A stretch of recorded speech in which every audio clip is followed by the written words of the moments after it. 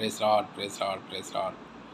ஒரு நாள் தியான செய்தியில் ஆண்டவர் இன்னைக்கு நமக்கு கொடுத்த தலைப்பு நம்முடைய அழைப்பு அப்படிங்கிற தலைப்பு மூலிமா 3 வசனம் ஆண்டவர் நமக்கு கொடுத்துருக்காரு. நம்முடைய குமாரனும் நம்முடைய கர்த்தருமாய் இருக்கிற இயேசு கிறிஸ்துவனுடனே ஐக்கியமாக இருப்பதற்கு உங்களை அழைத்த தேவன் உண்மை உள்ளவர். 1 கொரிந்தியர் 1:9.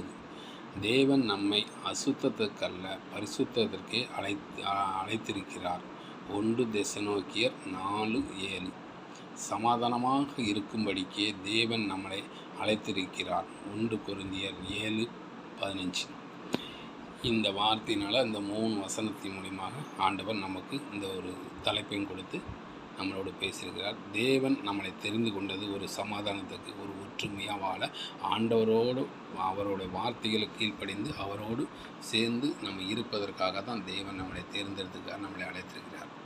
இந்த காரியத்தை நம்ம முழுமையாக உணரணும். ஆண்டவர் நம்மளை ஒவ்வொரு நாளும் நம்ம கூட இருந்து நம்மளுடைய வேலை காரியங்கள், தொழில் காரியங்கள் எல்லாத்துலேயும் நம்ம கூட இருந்து நம்மளை பாதுகாக்கிறாங்கிறத நம்ம புரிந்து கொள்ளணும்.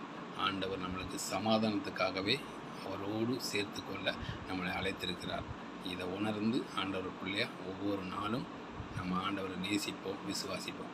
Brace the Lord. இந்த வீடியோ போடுறதுக்கு ஆண்டவர் எனக்கு உதவி பண்ணதுக்காக நன்றி. நண்பர்களே, நீங்களும் ஆண்டவரை விசுவாசிங்க, ஆண்டவரை தேடுங்க. எல்லா இடத்துலையும் ஆண்டவரை ஜெபம் பண்ணி அந்த காரியத்தை நிறைவேற்றுங்க. இயேசுவின் நாமத்தில் ஜெபிக்கிறேன்.